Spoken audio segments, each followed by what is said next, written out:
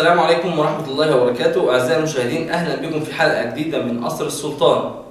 وحديثنا النهاردة حوالين فتح اسطنبول، فتح القسطنطينية بقيادة السلطان محمد الفاتح.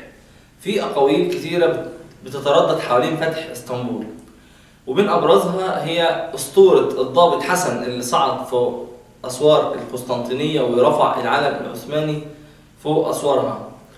وفي مؤرخين بيكذبوا الرواية دي وبيقولوا إن الرواية دي ما حصلتش، وإن الأمر ده هو عبارة عن حكاية أو حكاوي من الأتراك.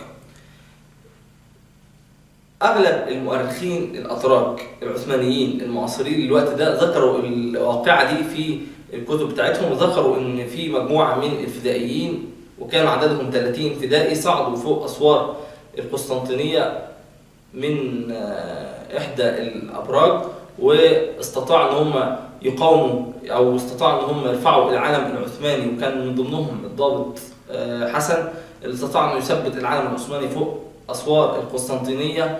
وأيضا ذكر الحادثة دي ذكرها المؤرخين الأوروبيين ولكن دون ذكر اسم الضابط حسن، دون ذكر اسم هذا البطل. وما يعنينا في الأمر إن الواقعة بالفعل حدثت، يعني الموضوع بالفعل حدث، وإن في ضابط مسلم أيا كان اسمه استطاع أن يثبت العلم العثماني فوق أسوار القسطنطينية في المعركة الأخيرة اللي كانت قبل الفتح. الادعاء الثاني بيقول: هل السلطان محمد الفاتح أمر بإعدام الصدر الأعظم جندرلي خليل باشا بعد فتح اسطنبول، بعد فتح القسطنطينية؟ في الحقيقة الصدر الأعظم جندرلي خليل باشا بالفعل تم إعدامه بعد فتح القسطنطينية، وتم في البداية تم وضعه في السجن، وبعد 40 يوم تم إعدامه.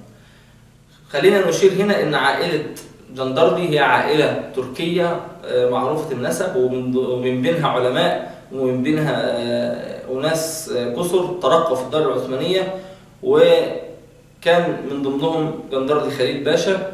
ولكن هناك بعض المشاكل حدثت أثناء فتح اسطنبول وقبل تولي السلطان محمد الفاتح للسلطنة. عندما ولاه أبوه السلطان مراد الثاني وذهب إلى خلوته، كان جندرلي خليل باشا من أول أو من أكتر الناس اللي عرضوا الأمر ده وطالبوا من السلطان مراد الثاني إنه يرجع تاني لعدم قدرة السلطان محمد على قيادة الدولة في الوقت ده. فربما يكون اغتاظ السلطان محمد الفاتح من هذا الأمر، ولكن هذا ليس سببا كافيا لإعدامه.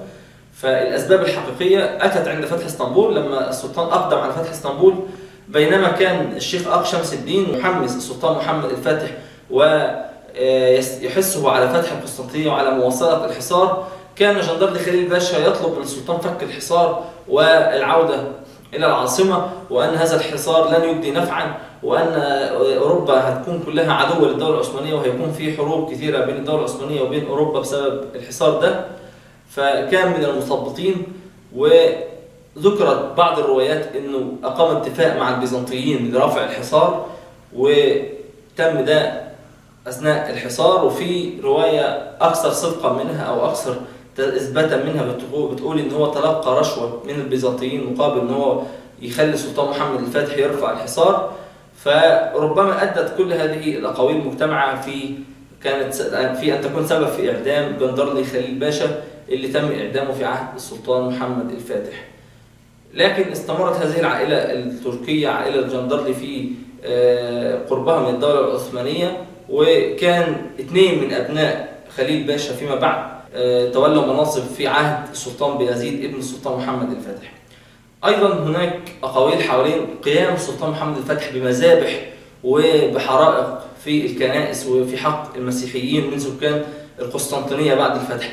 طبعا الكلام ده غير صحيح تماما، وحتى المؤرخين البيزنطيين اللي عصروا الوقت ده اللي هم كانوا موجودين أثناء فتح القسطنطينية لم يكتبوا حرف واحد من هذا الكلام. وهذا الكلام كله تم تلفيقه للسلطان محمد الفاتح لتشويه صورة السلطان محمد الفاتح، ولأن السلطان محمد الفاتح زي ما قلنا قبل كده تسبب لهم في صدمة كبيرة جدا لما فقدوا القسطنطينية، لما استطاع انه يفتح المدينة العظيمة اللي فشل 11 قائد مسلم قبله، وفشلت 11 محاولة من المسلمين لفتح المدينة.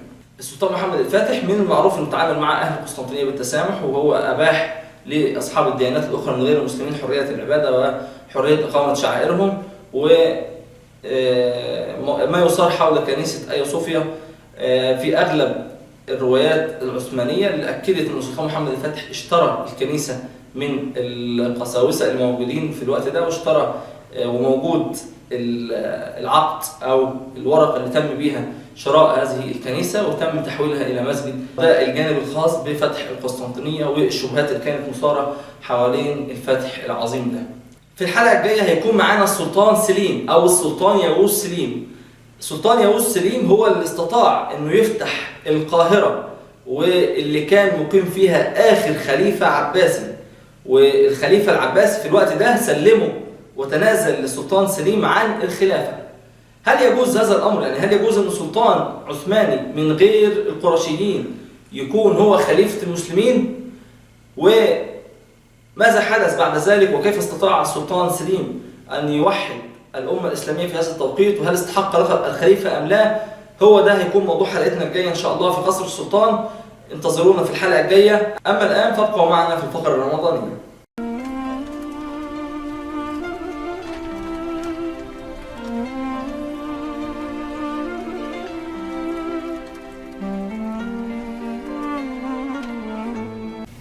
أهلا بكم في الفقرة الرمضانية. الرحمة هي خلق جميل جدا، أو نعمة ربنا سبحانه وتعالى أعطاها لكتير مننا. الرحمة هي جزء من صفات ربنا سبحانه وتعالى. ربنا اسم من أسمائه الرحمن والرحيم. فالرحمة يجب أن نتحلى بها جميعا. لازم كلنا يكون عندنا رحمة. عندنا رحمة في كل شيء. عندنا رحمة في أحوالنا، في أعمالنا، في بيوتنا، مع أولادنا، مع جيراننا، في كل مكان احنا فيه لازم يكون عندنا رحمة. عندنا رحمة مع الناس اللي احنا بيشتغلوا معانا، سواء كنا احنا مديرين عليهم أو لنا أمر عليهم، نرحمهم، ما نكلفهمش بأشياء فوق طاقتهم. عندنا رحمة بأولادنا، ما نقصوش عليهم، ما نأمرهمش بأشياء فوق طاقتهم، ما نأمرهمش بأشياء صعبة تحقيقها. عندنا رحمة بجيراننا، وخصوصا ان الجار اصلا له حقوق كتيره جدا عليك. فلو جارك فقير او عندك جيرانك عندهم اطفال ايتام، تفقد احوالهم. ربما يكونوا جائعين، ربما لا يجدوا كساء او لبس يلبسوه، فتفقد احوالهم. النبي صلى الله عليه وسلم نفى صفه الايمان عن المؤمن اللي بينام جائع، اللي بينام شبعان وجاره جوعان.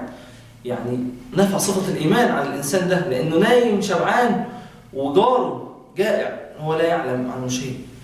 الرحمة سلوك فطري للإنسان، ولكن هناك بعض الناس ربنا سبحانه وتعالى نزع الرحمة من قلوبهم، فأصبحت قلوبهم قاسية. يعني الرحمة ما وجدتش لقلوبهم سبيل. فربنا سبحانه وتعالى أمرنا بالرحمة، والنبي صلى الله عليه وسلم أمرنا بالرحمة. والراحمون يرحمهم الرحمن. يعني ارحموا من في الأرض يرحمكم من في السماء. لما أنت ترحم الناس وترحم. وخير مثال على الرحمة الرسول صلى الله عليه وسلم، قدوتنا نبينا صلى الله عليه وسلم، كان أرحم الناس. النبي صلى الله عليه وسلم تخيل كده لما جاءته ناقة تشتكي إلى النبي صلى الله عليه وسلم من صاحبها، فعندما سمعها النبي صلى الله عليه وسلم وعلم ما بها، نادى على صاحبها وأمره أن يرحمها، وأمره أن يقدم لها الطعام وأن لا يحملها ما لا تطيق. ده النبي صلى الله عليه وسلم.